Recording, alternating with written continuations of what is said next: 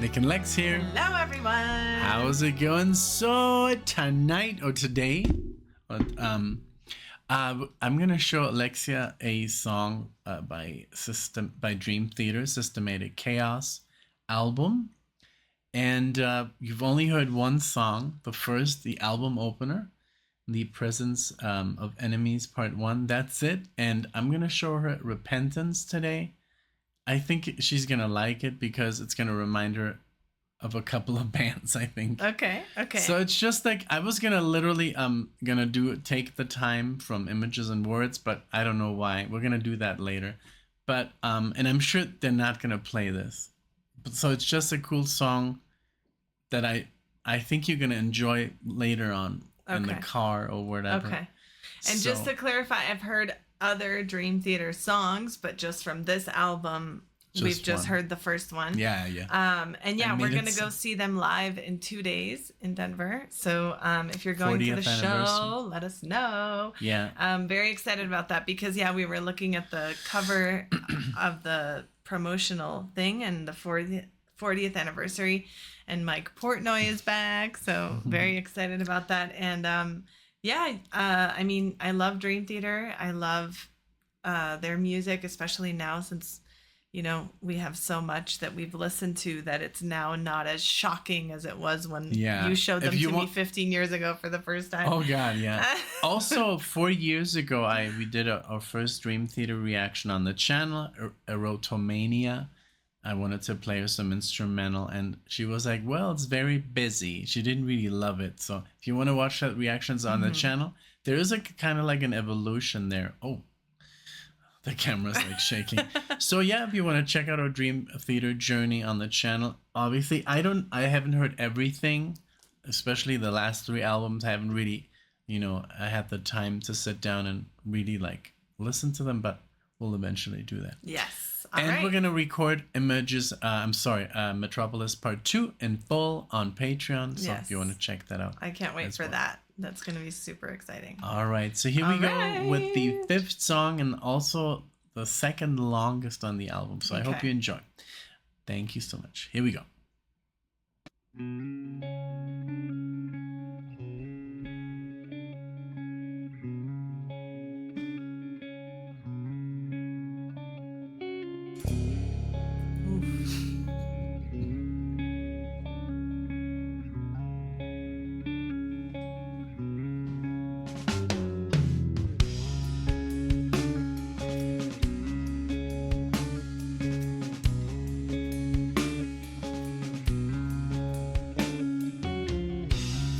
Love that.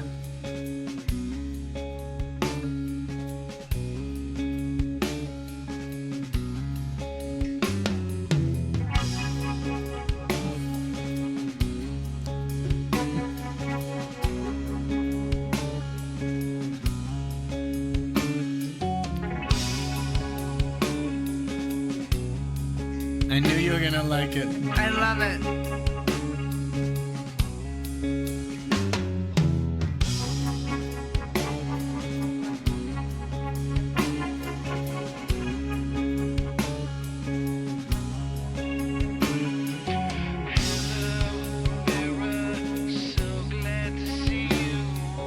Steven Wilson. Oh my Lord. Staring at the empty page before me, all the years of wreckage running through my head, patterns of my life, a thought adorn me, revealing hurt for shame and deep lament. Overwhelming sorrow now absorbs me as the pen begins to trace my darkest past. Signs throughout my life that should have warned me of all the wrongs I've done for which I must repent. I once thought it better to regret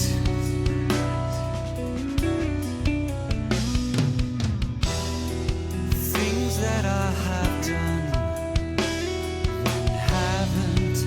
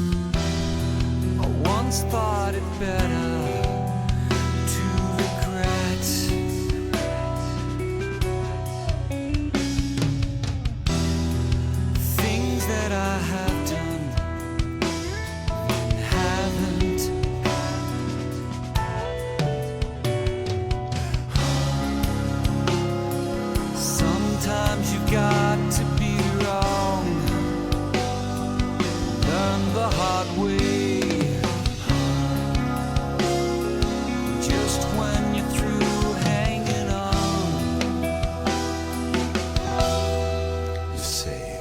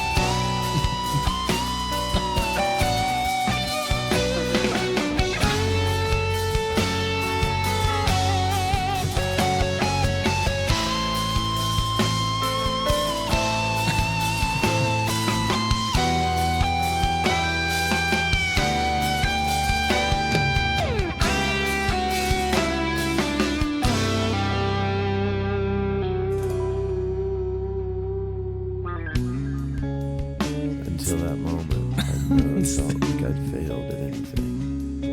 And I felt like I failed her. That's I Mike. failed myself. Oh. And I failed my children. I want to thank you for helping me to see It's my own still selfishness. really hard To tell you how deal with. regretful I am. It has hurt you. I'm sorry to visit you in the hospital. I'm here to confess to you what I did. I'm sorry that I became a fool. I don't know if I was selfish or I just was too scared to face it. I really regret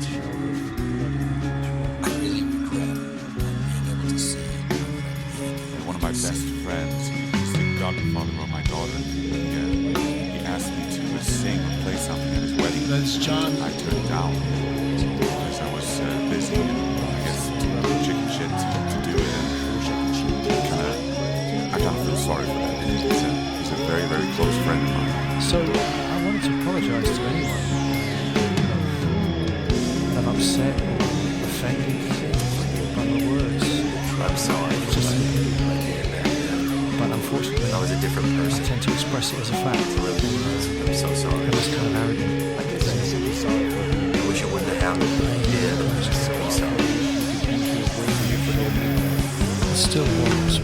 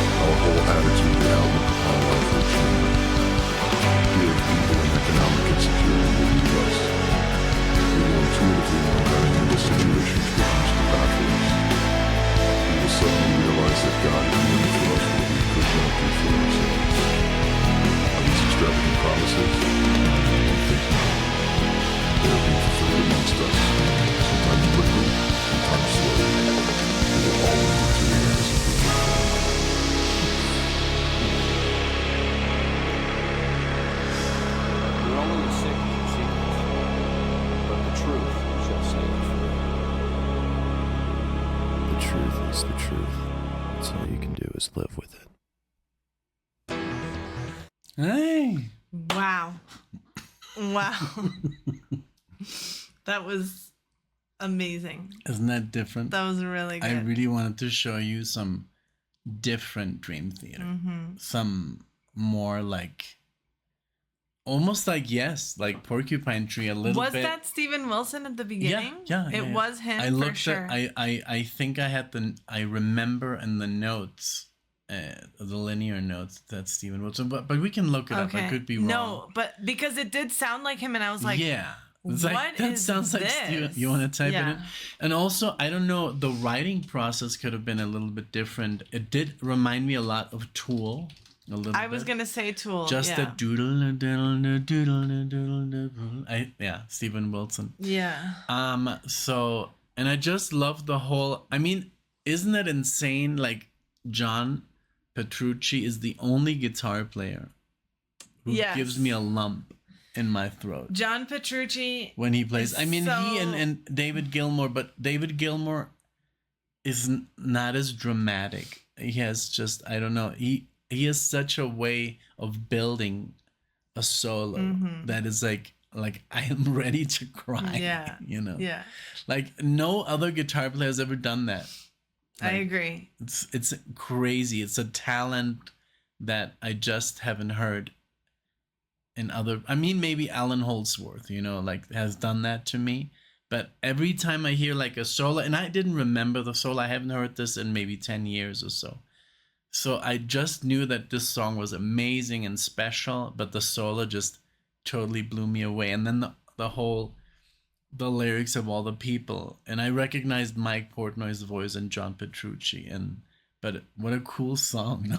I loved it. I really did. And yeah, you said a lot of what I was gonna say. I mean, I was sorry. literally gonna use the word dramatic to describe Petrucci because he always is. He's very expressive and just so dramatic, but not in a bad way. No. Just in such a vulnerable and open state. You know, I feel he really expresses like 100% through the guitar his melancholy and feelings that he must have somewhere, I guess. You nailed it there. It's melancholic. It's Mm-hmm. not dramatic. It's melancholic.